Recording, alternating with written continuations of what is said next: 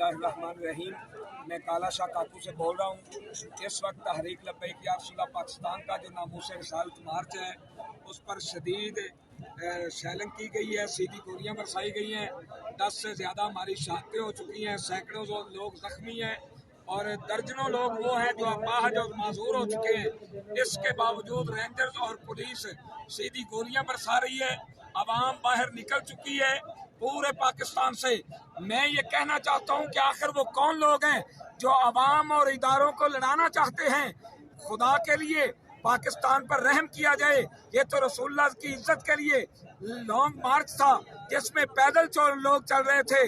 कल 6 बजे से लेके अब तक इस पुरअमन मार्च पर इतनी गोलियां बरसाई गई और बल्कि हमें कहा गया कि यहाँ से आगे अगर कदम बढ़ाओगे तो आपको भून के रख दिया जाएगा और वैसे ही किया गया।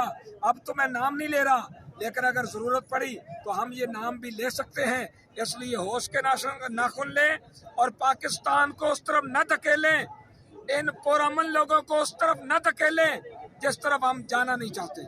ताजदार खत्म नबूवत जिंदाबाद जिंदाबाद जिंदाबाद।